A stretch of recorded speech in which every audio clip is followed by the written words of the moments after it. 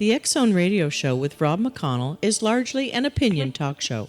All opinions, comments, or statements of fact expressed by Rob McConnell's guests are strictly their own and are not to be construed as those of the X Zone Radio Show or endorsed in any manner by Rob McConnell, Relmar McConnell Media Company, the X Zone Broadcast Network, its affiliated networks, stations, employees, or advertisers.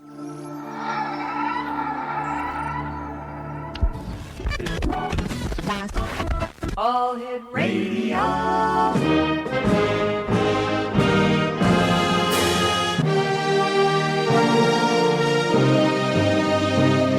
Welcome to the X Zone, a place where fact is fiction and fiction is reality. Now, here's your host, Rob McConnell.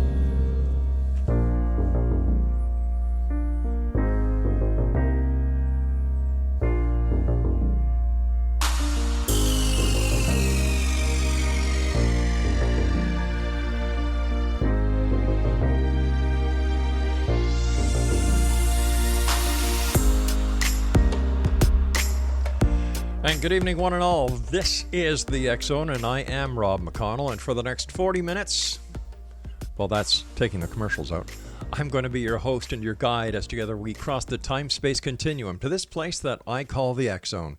It's a place where people dare to believe and dare to be heard. It's a place where fact is fiction and fiction is reality. And, you know, I've been doing this show now for 28 years, going on 29 years, and my experience is that fact is stranger than fiction. And we come to you Monday through Friday from 10 p.m. Eastern until 2 a.m. Eastern right here on the X Zone Broadcast Network, Talkstar Radio Network, Simul Radio, Simul TV, and iHeartRadio, and our good friends at Talkstar Live. If you'd like to check out our website with all our radio listings of programming we have available for you 24/7, 365, visit www.xzbn.net,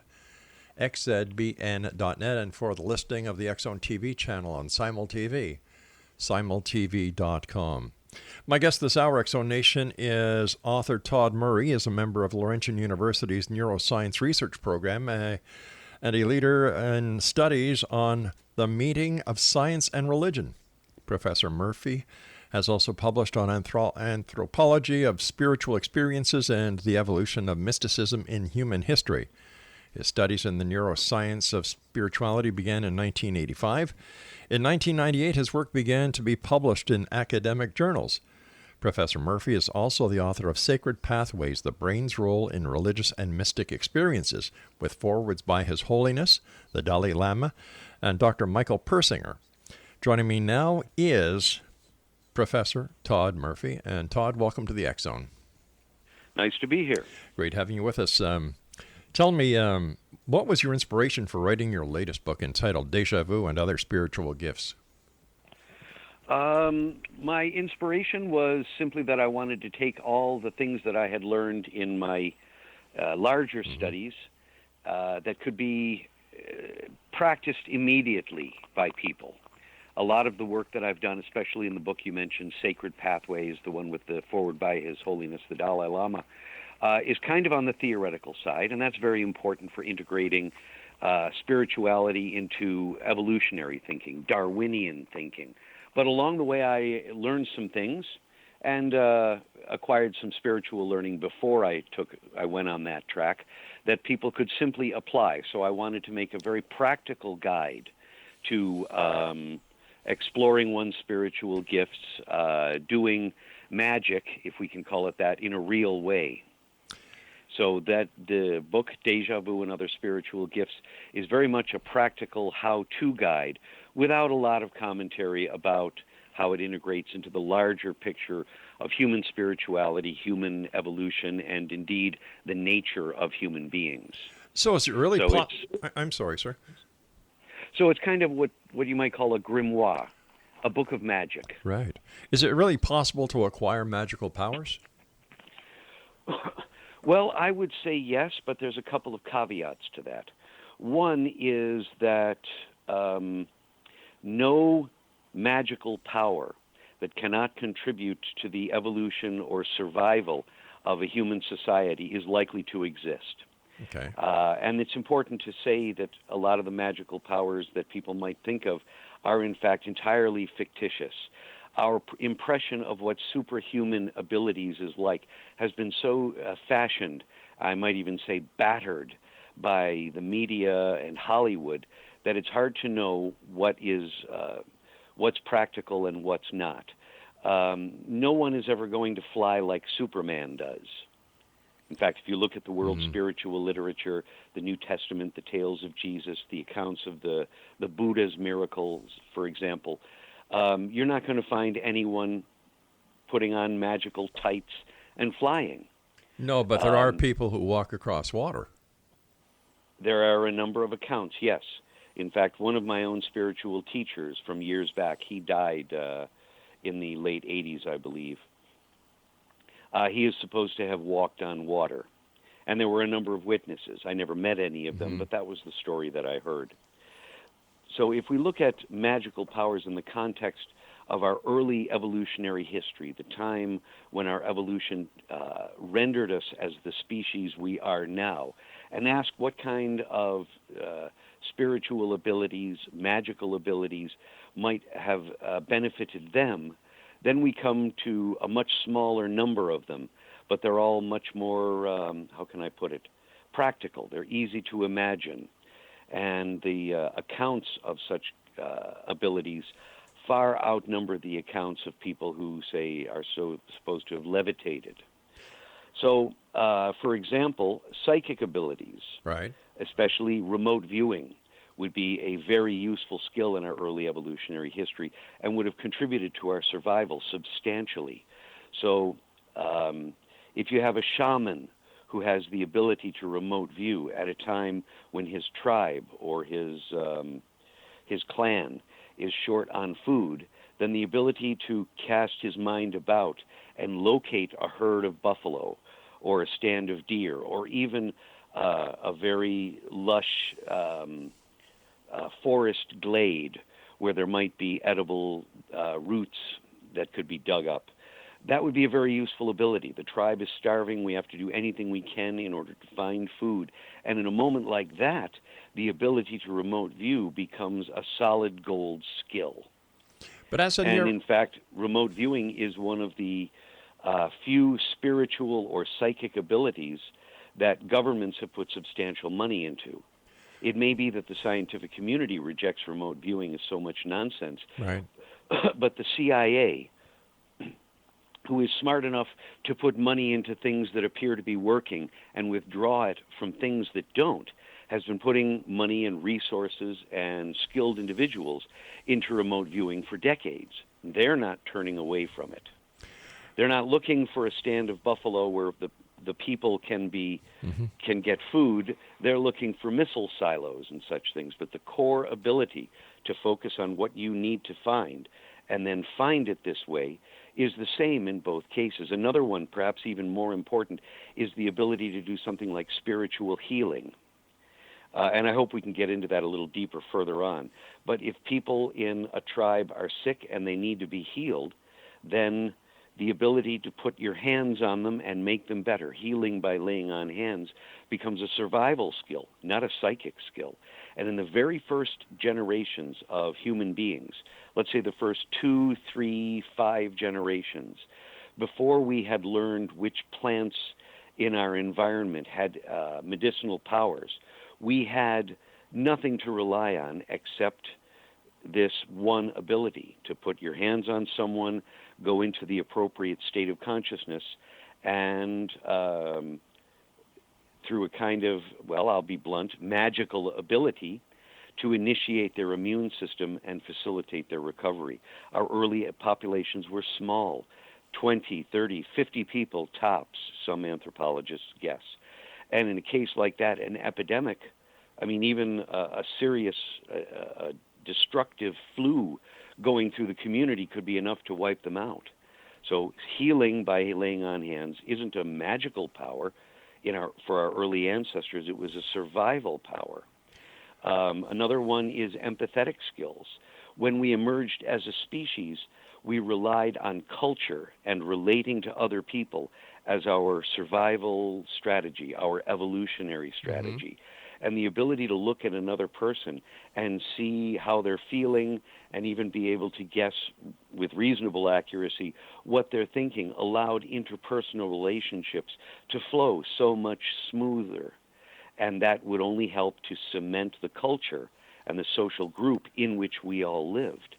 So the mother looks at the baby and knows what the baby wants or what it needs, knows what makes it happy. We didn't need to ask. In our very early histories, our very first generations, our languages were not as sophisticated as we are now, and we didn't have the rich vocabulary for talking about our emotional states.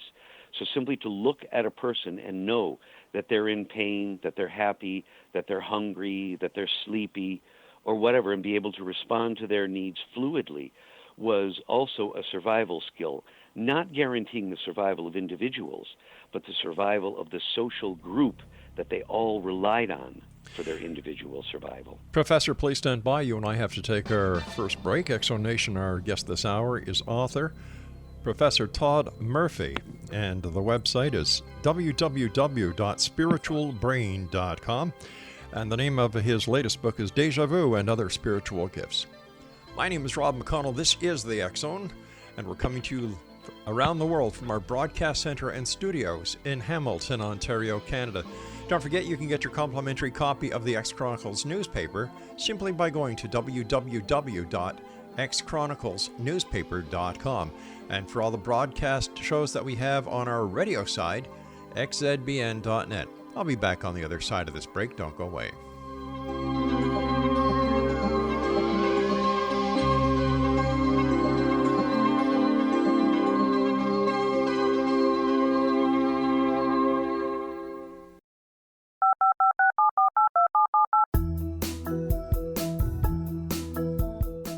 Did you know that when you're on the road with limited data or Wi-Fi, you can still listen to the X Zone radio show with Rob McConnell, The Science of Magic with Gwilda Wiyaka, X-1, Dimension X, Space Patrol, and every minute of the X Zone broadcast network by calling 213-401-0080, courtesy of Audio Now.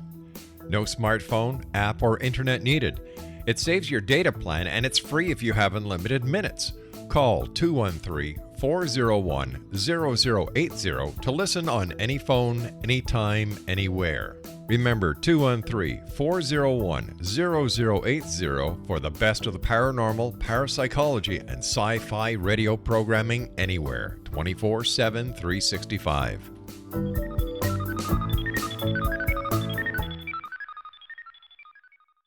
You have heard of the X Zone? Now watch it on Simul TV. Plus 500 video games, live TV channels, free video on demand, worldwide, and more. Does this sound like tomorrow's television? Well, it is, but you can have it today, right now. It is Simul TV. Simul TV offers what the others only wish they could provide. 15 exclusive channels like X Zone, sci-fi, and horror. We are worldwide. No other provider offers that. 500 built-in video games. No need to have an extra expensive system. We have them included. Free video on demand. Live streaming events from around the world. Interactive online network, and much more. Tomorrow's TV today. Simul TV. Sound too good to be true? Well, it's not. You can have Simul TV today. Sign up at simultv.com. Do it today.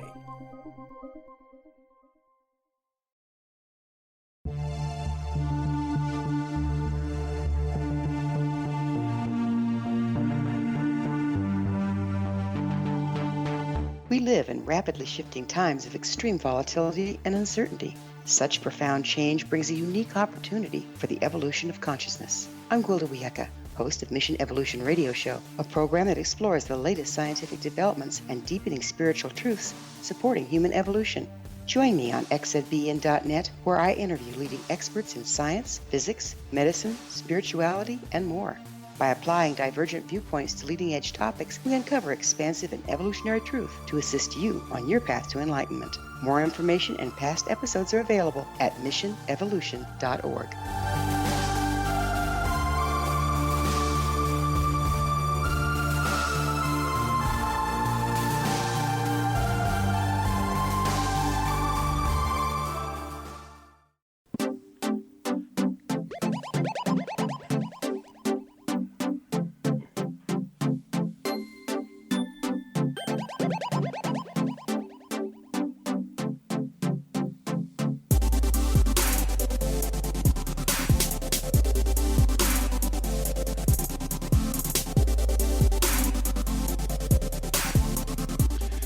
Welcome back, everyone. Professor Todd Murphy is our special guest. He's the author of Deja Vu and Other Spiritual Gifts. His website is spiritualbrain.com. Let me ask you this, Professor. As a neurologist and as a scientist yourself, how do you explain the workings of remote viewing? Well, this is a question that ultimately comes down to physics. So I'm the wrong person to ask. We brain scientists, we know lots of good things, and I'll go on record publicly here saying that brain scientists are good boys and girls.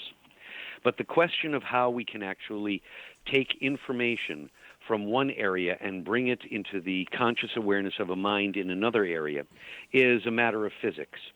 Now, the best evidence that I've seen, some of which comes from Dr. Michael Persinger's experiments at Laurentian University in Sudbury, Ontario. I believe he's been on your program a couple of times. Yes, he has. Tells me that the medium of transmission appears to be the Earth's magnetic fields. So, I'm sorry, that's singular, Earth's magnetic field. So, the information that's present in a locale that you're trying to remote view needs to get into your head. And assuming that there is a pattern, a repository for the information in the place you're trying to remote view, as, for example, a person or even an animal that's there, an animal with a functioning brain and nervous system, that information can be transmitted through the Earth's magnetic field and received by someone who is skilled or experienced in picking up that kind of subtle information. So can we say that the Earth's magnetic field acts as the very first internet for thought transference? I believe so, yes. Okay. There's a story. It comes from the bush people of the Kalahari Desert. I guess you and your listeners will have gathered by now that in spite of my background in neuroscience, I'm very interested in anthropology and cultural evolution. But there was an anthropologist out visiting the Kalahari bush people. They're now called bush people instead of bushmen. And he noticed that the women were carrying their babies around in slings. And the babies were always clean, and the slings were always clean. So he asked a mother, in the very direct language of the Kalahari bush people, what do you do when your baby has to shit? And the woman said, oh, well, we take it out in the bush, meaning take it away from the camp. And he said, oh, okay, well, that makes good sense. Wait a minute. How do you know when your baby has to shit? And the woman said, oh, something like, silly white man, how do you know when you have to shit? It was as though the information in the baby's mind, reflecting its current state of consciousness, was directly accessible to the mother's perception. So when that heavy lower abdominal sensation appeared that said it's time to go to the bathroom, the mother picked it up and may even have projected it onto her own body. But the information from her own intestines, colon, and all the excretory system would have been quite differently nuanced than the information coming from her baby. So she would recognize it as coming from the baby, take it out into the bush, let it do its thing, clean it up, and then bring it back. And et voila, clean baby, clean sling, no accidents. So this would be a very simple example of how magnetic field information could be transferred from one person to another. So and the same thing can also happen in lots of other contexts. So where does ESP fit into this entire picture then, if we're talking about the electromagnetic grids that are around the Earth being the way that these messages get from point A to point B? Right. And at Duke University, they've conducted many experiments on ESP, and if it was transference from one spot to the next, how would you explain the experimentation that's been used with Zener cards? Well, one possibility, you're asking me to be very, very speculative here. And there's no way that I would promise you now that I can stand by the answer I give you now over the long term. Understood. But suppose you have a card. Yes. And the card has wavy lines on it. Each time a person picks that card up and looks at it, they think, oh, wavy lines. They see the card with a circle, and they look at it, and they recognize it as a circle. Now, over time, assuming there is even the tiniest amount of ferrous material in the makeup of the cards, even the most insignificant groups of iron filings, for example, then that card could begin to bear a magnetic charge that would give the information for what's on it. So when a remote viewer in another room is trying to figure out what the card says, there is actually some kind of informational imprint there for them to hook onto. Then there's the possibility that remote viewing actually involves remote viewing. That is to say, through using the Earth's magnetic field, they're able to take a portion of the magnetic component of their consciousness and place it at a distance, because there's nothing that keeps all the information in our brains within our heads. Okay. So this opens up a can of worms called non-local consciousness, and I try to stay away from it. The evidence that I and Dr. Persinger have been handling as we develop these kinds of hypotheses hasn't really involved an awful lot of card guessing, but there were some studies done in the early 90s, and I would have reviewed them before this program if I'd known they were going to come up, where the accuracy of card guessing correlated with changes or states of the Earth's magnetic field. Interesting. So there would appear to be some kind of plausible correlation there. But the actual mechanism that gets from the perceiver to the design printed on the card still has some mysterious aspects about it. I understand that remote viewers have been used to find downed aircraft. I believe his name is Curley, who was brought in by the Canadian government to help look for an aircraft that crashed up north. How would a remote viewer locate a crashed aircraft that has no ability to send back a signature on a magnetic grid? The Earth's magnetic field is already the grid and already picking up any magnetic information that's present at the site. Gotcha. Okay. There's simply no way to stop it. In fact, if you have several magnetic fields that are related to one another, you don't have several magnetic fields. The fact that they're relating or exchanging magnetic force or magnetic moment, kind of a magnetic analog to momentum, means that you don't have 3 or 4 magnetic fields anymore. You have one magnetic field with several loci, several centers of the magnetic force. So, how does this work then with people who have out-of-body experiences? Quite a different subject, actually. Okay. I wouldn't try to use anything that explains one to explain the other. But when people have out-of-body experiences, there are a couple of possibilities. One is that they're hallucinating the environment that they're in from an out-of-body perspective. That is to say, they're perceiving everything exactly as they would if they were not having an out-of-body experience, and the hallucination is of them being present in a different location in space. The second possible mechanism, and there's no reason that both couldn't happen in different cases, is that their consciousness is actually out of their bodies. Now, the brain has about 5 million organically produced magnetite crystals per gram, and there's about 1,400 grams in the average human brain. So that's a lot of magnetic work, a lot of magnetic processes going on in the brain. Right. So if the brain's electrical activity were to stop, as happens in near-death experiences, there's no reason to assume that the magnetic component of consciousness would necessarily lose its coherency. It could be freed from its position inside our heads because there's no longer any electrical activity there to support it, for it to interact with, and then the person's consciousness would be outside of their bodies. I've read lots of accounts of out-of-body experiences in which the person actually felt they had what they call a subtle body. Now, if you can have an out-of-body hand, why can't you have an out-of-body brain? It's a good theory, but how can we prove it? Well, I think it's all right. But certainly there are out-of-body experiences that have, where the person reporting the experience missed certain details of the event for which they were out of their body, usually in near-death experiences. But on the other hand, that's remembering an event.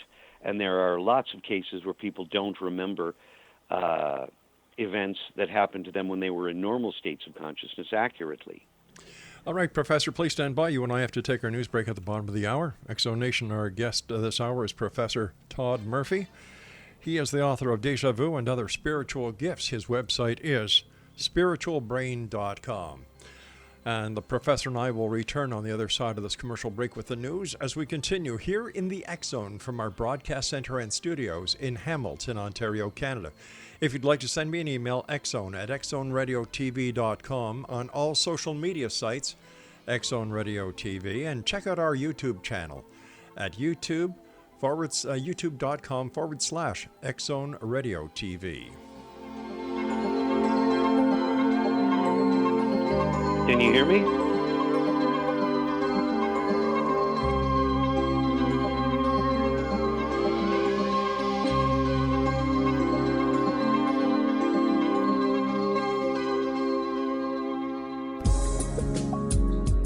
From our broadcast studios in Hamilton, Ontario, Canada, to the world and beyond, you're watching the X Zone Broadcast Network, www.xzbn.net.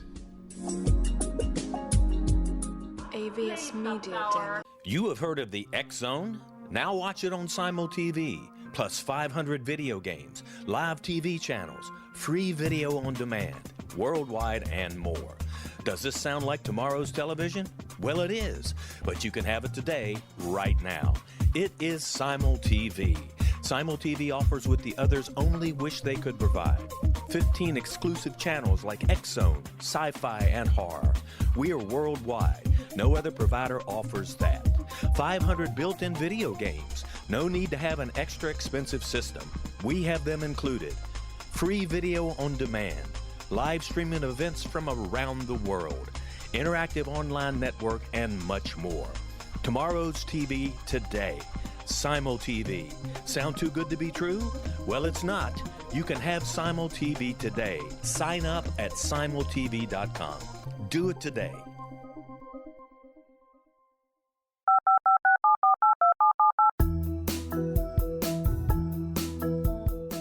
Did you know that when you're on the road with limited data or Wi-Fi, you can still listen to the X Zone Radio Show with Rob McConnell, The Science of Magic with Gwilda Wiyaka, X-1, Dimension X, Space Patrol, and every minute of the X Zone Broadcast Network by calling 213-401-0080, courtesy of Audio Now. No smartphone, app, or internet needed. It saves your data plan, and it's free if you have unlimited minutes. Call 213-401-0080 to listen on any phone, anytime, anywhere. Remember 213-401-0080 for the best of the paranormal, parapsychology, and sci-fi radio programming anywhere, 24/7, 365.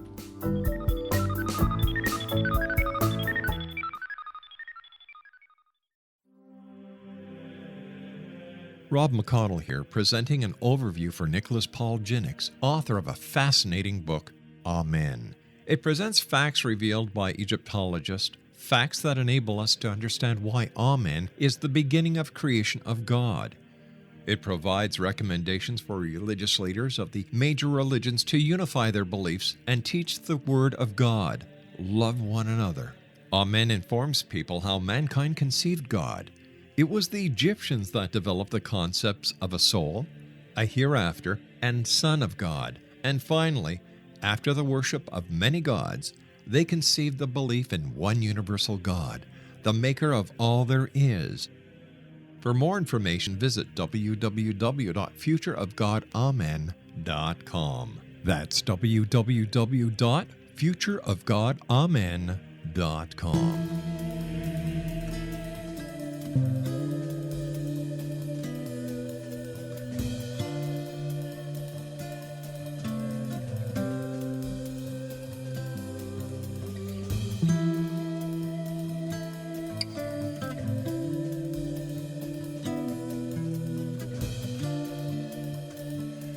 Welcome back, everyone. Professor Todd Murphy is our special guest.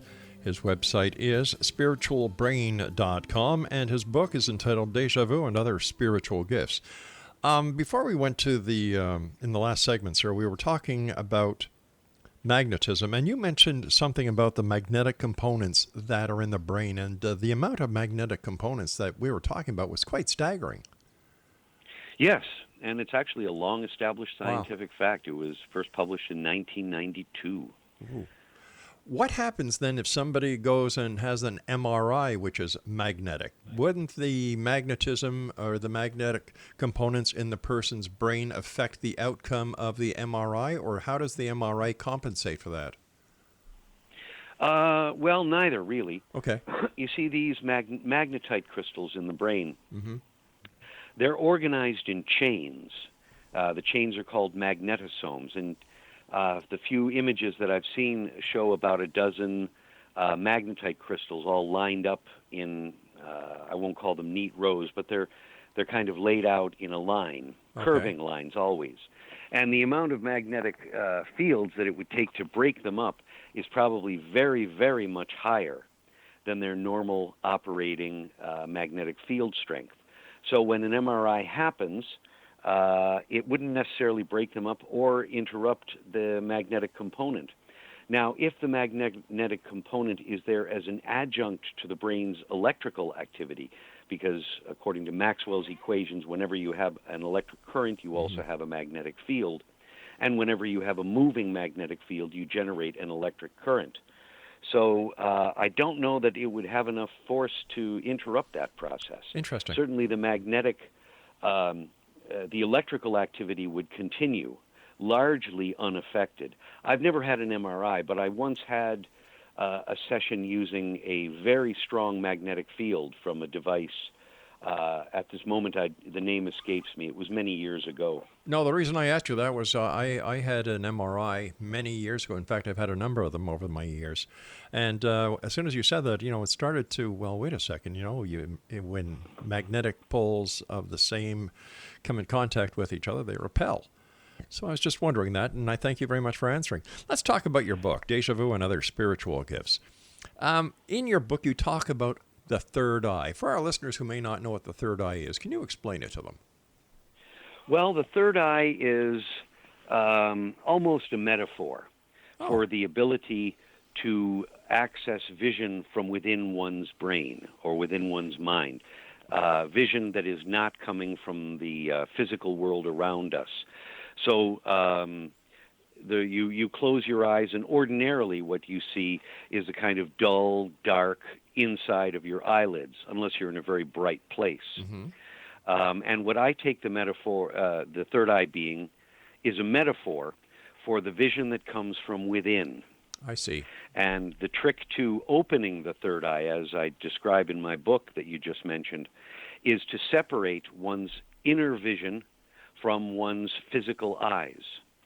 And the way to do that is a simple technique. You close your eyes, you point your eyes downward a little bit, and a little bit below the center of your visual field horizontally, but you put your attention on a spot that's a little above it, so that your vision, your total visual system, is no longer receiving information from your eyeballs. And the only other place for it to come from is from the brain's inner imaging system, which appears to depend on the hippocampus, a brain structure on the right side. And it's responsible for all sorts of nonverbal ways of thinking, inner imagery, including the kind that comes up in dreams or hallucinations. So once you can receive visual information and be conscious of visual information from within your own mind, then you have only to direct it to what you want to perceive. And depending upon the level of skill and how much you've exercised it, meaningful information can come up. We talked briefly about psychic phenomena, and I was wondering if there was a way that people could actually learn how to be psychic. Yes, I think there is. And the way to do it appears to be simply a matter of attention. That if you think of something, anything, or think of let's make it a little more straightforward and say you think of a particular person, right, and you have a visual thought of that person, there's a very good chance that that visual thought appearing in response to your conscious thought, which may involve a word, say their name, that can often be an indication of what that person is doing right then at that moment. So you'd be remote viewing them. The difference between a person with an open third eye, to stay with the classical metaphor, and other people is that the person with the open third eye has simply learned to pay attention to the initial images that come up when they think of a person or a thing. So opening your third eye, acquiring psychic abilities, is not a matter of developing an internal eyeball, but rather being able to pay attention to images that don't come from your two physical eyes. In my book, I make the somewhat dull witticism, the joke, that the reason it's called the third eye is because it isn't the first two. So just paying attention to the first flash of the first visual flash that comes in response to thinking of someone, being reminded of someone, right, can often be meaningful. Now, the way that I first understood this, and I've talked to a few psychics about it, lifetime psychics. One of them was in his 80s when we had the conversation, and they confirmed it, was that I was visiting a woman in her new home. She had just moved in, and she was into positive thinking. So she wanted to say that everything about her new home was absolutely perfect and everything that she had visualized. And she said, well, there's only one thing. And before she could correct herself to say, no, nothing's wrong, it's all perfect, I had an instant flash of fireworks in my mind. It was quite vivid. And I said, so she'd said, except for one thing, and I turned to her and I said, fireworks? And her jaw dropped, because what she'd been doing was a kind of private devotional ritual in which she would create a small fire in a square of bricks, and then once the fire had burned down, she would take bath salts and throw them into the flames, onto the hot coals, doing whatever mantra or recitations or prayers had come to her. And then she would watch the bath salts burn, and they did so with different colors. right. She said, how could you know that? I said, I didn't know that, but when you said there was only one thing that you wished you had here, that was the first image that came to mind. And she said, those classic words, oh, you must be psychic. And, of course, at that time I wasn't. But I've since learned that if I am thinking about something or someone and I have a strong visual flash about them, that I should treat the information in it as though it were true. And most of the time it works out for me. So if we can teach people how to be psychic, can we also teach people how to be spiritual healers? Yes, but the techniques are very different. My spiritual teacher, who was a faith healer, as they're called, taught me the basics of the technique, and I've been able to apply it a number of times. Now, I don't hang out a shingle or put ads in the newspaper saying that I'm a spiritual healer or a psychic or anything like that. My vocation is in neuroscience. So I don't get a lot of people knocking on my door for this, but I've applied it, and it's worked. How have you applied it, sir? The technique is simply to imagine that there are holes in the palms of your hands. And when you exhale, some diaphanous, cloudy, vague stuff comes out. And when you inhale, that same thing comes back in. And you put your hands on the person, on the place that you want to heal, assuming that it has a location. Not all health issues do. Right. If they don't, you put your hands on their head. And then while you're doing that, two other techniques come into play. One of them is imagining that there's a presence around you, someone or something that's contributing to the process. And the second is to attain as strong emotional state as you can. So that if you're trying to heal a person, you put your hands on the spot that hurts. You imagine that there is a being, and if it appears to you to be an angel, then you let it be an angel. If it's a saint, then you let it be a saint. If it's Jesus, then you let it be Jesus. Whatever it kind of wants to be, you let it be. You don't try to direct or control that. And then, remembering that you're trying to remove someone's pain, and this gets a little paradoxical, put yourself into as strong an emotional response to their pain as you can manage. The most effective healers that I've ever talked to have all said that an effective healing tears their heart out. And for a little while after it's over, they need some recovery time. My spiritual teacher in this area, who was called Carmu, he lived in Boston, died in the late 80s, used to actually have to close his eyes and disappear. And after I'd been visiting him a number of times, because I had an illness at the time, he said that when he does that, he would actually go out of his body. Wow. And Professor, we have to take our break. What he called the energy.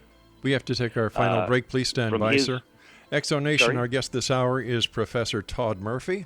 His website is spiritualbrain.com, and the name of his book is Deja Vu and Other Spiritual Gifts. And we'll be back on the other side of this break, wrapping up this hour here in the X Zone from our broadcast center in Hamilton, Ontario, Canada. Don't go away.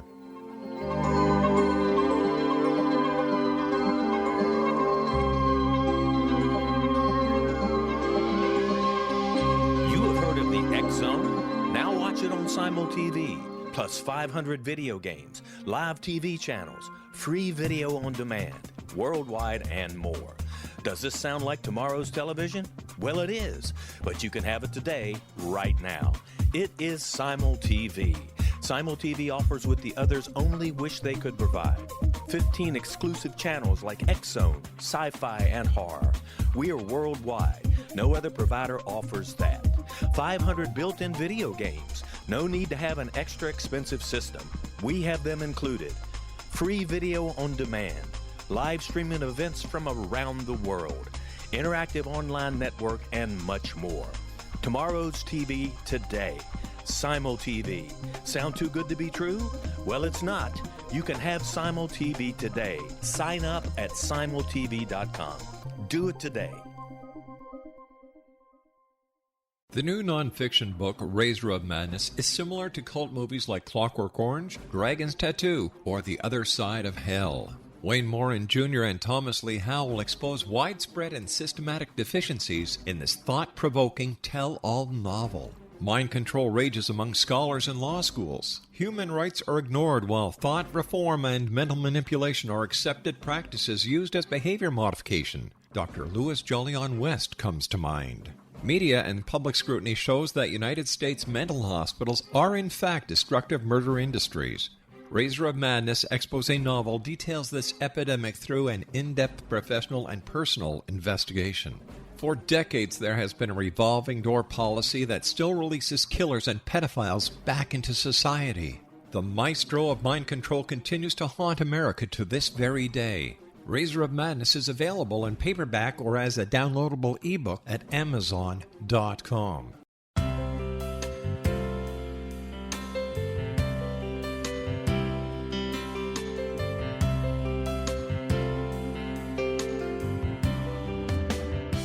The concept of a new age has been around since the late 19th century, yet much of its original meaning has been lost.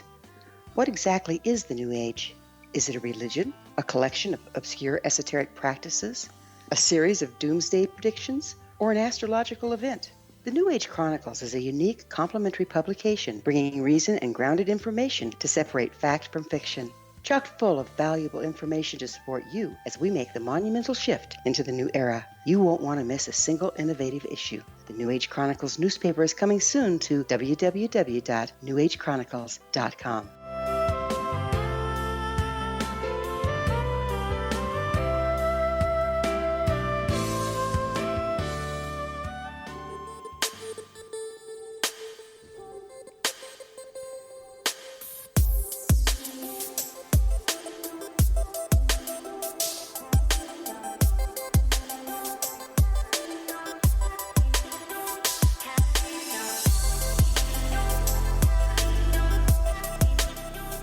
And welcome back. This is the final segment with our guest this hour, Professor Todd Murphy. He is the author of Deja Vu and Other Spiritual Gifts. His website is spiritualbrain.com. Before we went to the break, sir, we were talking about your spiritual teacher. And what more can you tell us about him? How did he mentor you? How did he teach you to do the work that you're doing today? How did he teach me? Well, by example, with the occasional explanation. Carmu was in his, I believe, early 80s when I was with him. I was in his house. I had an illness. I was going to him every day. Sometimes he would explain things. Sometimes he would demonstrate. And one of his most powerful techniques, which I saw him do scores of times, was praising people. You could walk into the room to see him, and he would instantly look at you and know that you were sick, that you weren't just a visitor, you were actually there for healing. He could tell.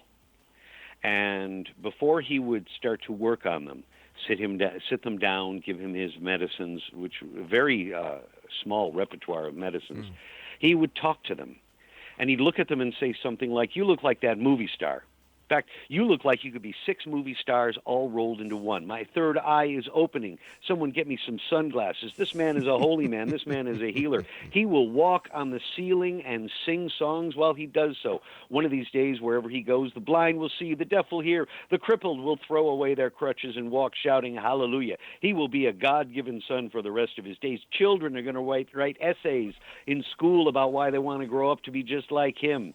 He would keep this up, and he could be unrelenting and never repeat himself.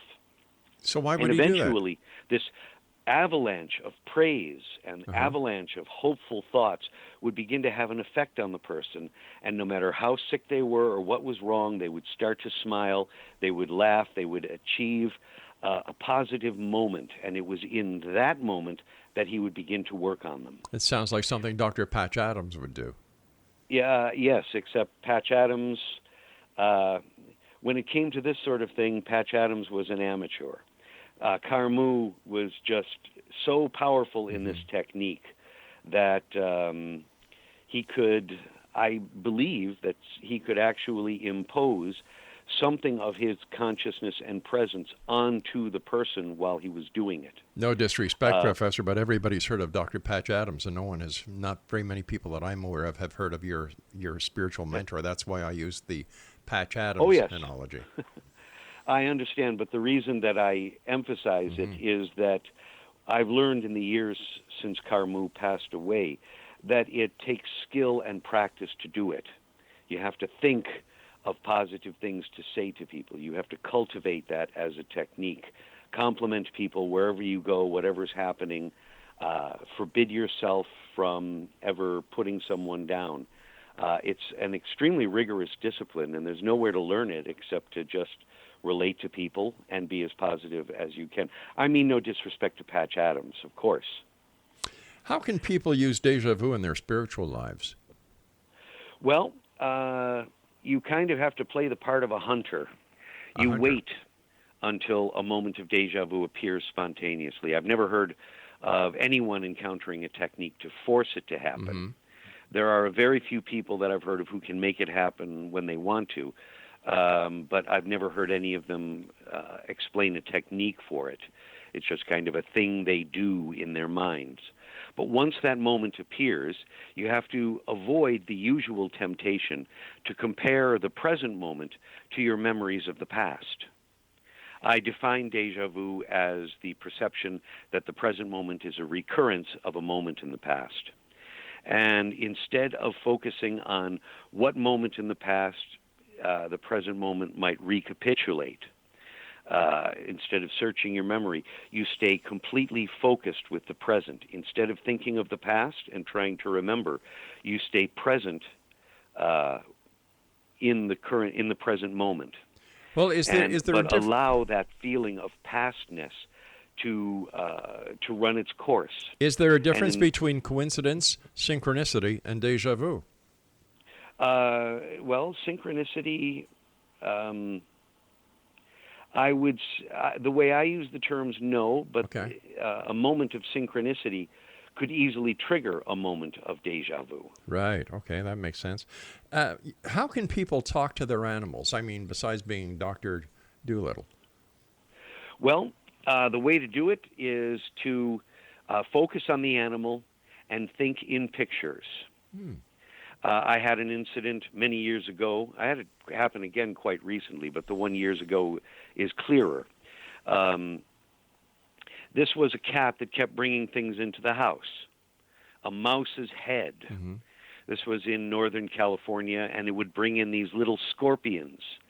They're not the deadly kind that you have in the Himalayas and in Saudi Arabia, but they can sting you, and they really hurt. I got stung once or twice myself.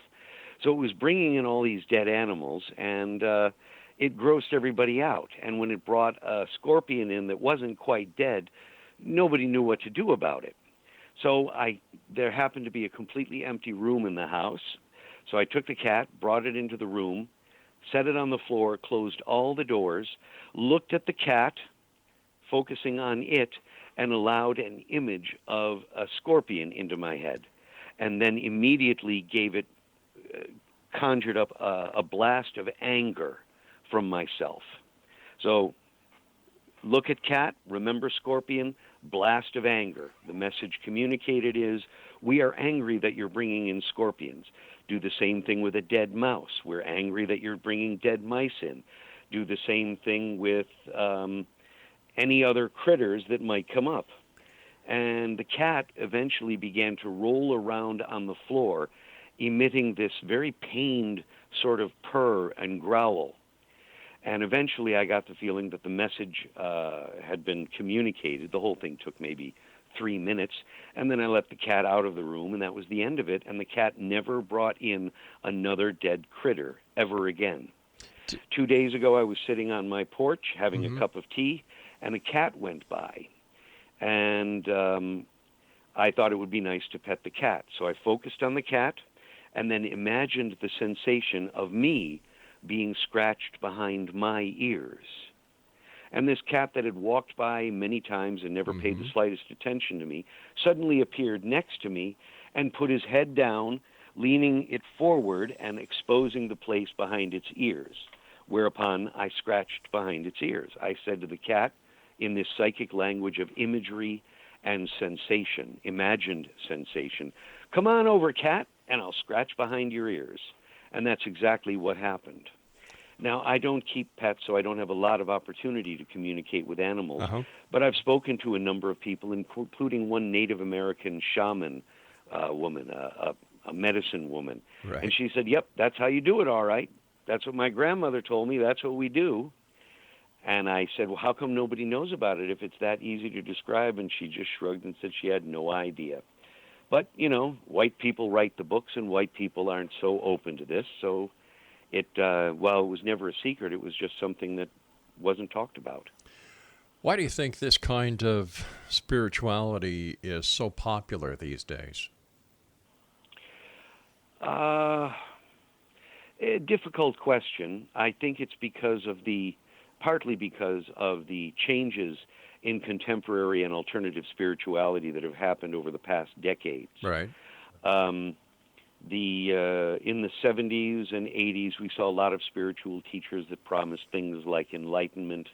After that, we had a wave of teachers that talked about the cultivation of compassion, and some who spoke about spiritual healing. And all of those things have come and gone. Remember the crystal craze? Sure. Books like Crystal Enlightenment and Crystal Ascendancy and so forth. And people got their crystals and they didn't get enlightened. They bought the book and they read the book, but they did not become ascended masters. And I think that there is a new openness to techniques that don't promise so much, but have their origins in the world's shamanic traditions. So that because they stand the test of time, hundreds of thousands of years, there's a good chance that that people are going to be able to get something out of it. Also, there is a new emphasis on love and compassion, and spiritual techniques that are founded on shamanic principles come from traditions where although it's rarely articulated openly, people need to love each other, protect each other, and do the best they can for one another to cement the communities they live in. Isn't that called being a family and being a good neighbor? I agree completely. You know, John Lennon and many musicians throughout the years have always said all you need is love. Yes, that's right. And love is at the center of nearly all effective shamanic traditions. Spiritual healing works best when you love the person you're trying to heal, so that emotional intensity can appear. I love this person. I don't want them to get sick. I don't want them to die. Professor, unfortunately, our time for tonight has run out. I want to thank you so much for joining us. And Exonation, if you'd like to find out more about Professor Todd Murphy, visit his website, spiritualbrain.com, and the name of his book is Deja Vu and Other Spiritual Gifts. I'll be back on the other side of this commercial break with the news as we continue here in the X Zone from our broadcast studios in Hamilton, Ontario, Canada.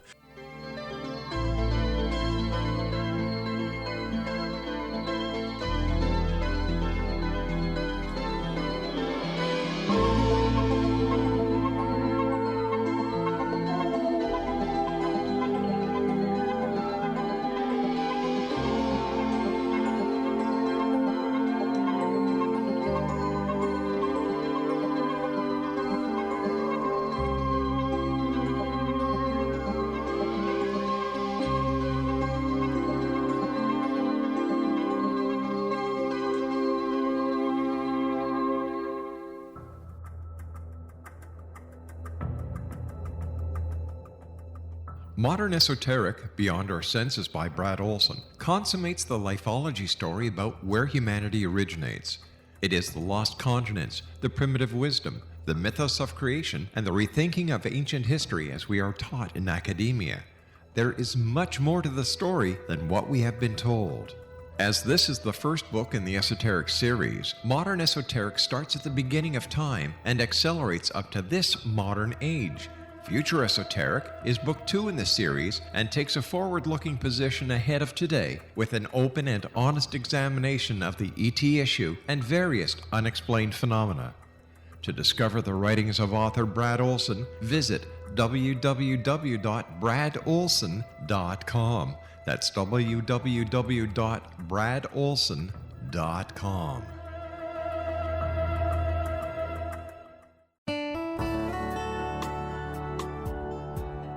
Are you or is someone you know struggling with addictions, depression, anxiety, relationships, low self-esteem, lack of confidence, grief, success, and prosperity? Do you know that your subconscious belief plays a big role in the outcome of your hard work? We can help you permanently change the beliefs that may be the reason for your struggles and failures. We care about getting you the return on your investment and the results you are looking for. We can help you be free of the limitations of your past and in realizing your highest potential. We work with people by phone and Skype. For more information, visit us at www.ritasoman.com. That's www.ritasoman.com.